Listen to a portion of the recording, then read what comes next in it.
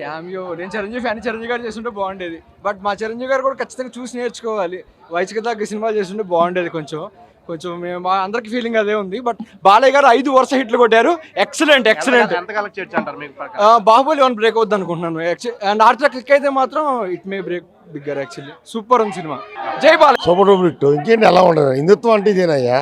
ఇంకేం కావాలి? జై బోయపాటి, జై బాలయ్య, ఇంకేం కావాలి సార్? Thaman super sir. ఆయన ఏంటి సార్, మా ఇంటి మనిషి. నందమూరి తమన్ మీరు నందమూరి తమన్ అన్నట్టు అంతే. అక్కడ 1 మించి ఉందండి. సినిమా చాలా బాగుంది. బోయపాటి మార్కు 4వ కాంబినేషన్ ఇది. ఎక్సలెంట్ సూపర్ డూపర్ హిట్ అండి. జై బాలయ్య, జై బోయపాటి. అక్కడ 1 మించి ఉందండి. సినిమా బాగుంది. అదిరిపోయింది అసలు. బాలకృష్ణ అఖండ తాండవం చూపించాడు. పార్ట్ 3 కంపల్సరీ ఉందన్న. అది వేరే రేంజ్ లో ఉంటది.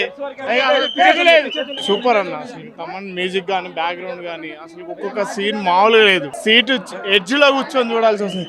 జై బాలయ్య.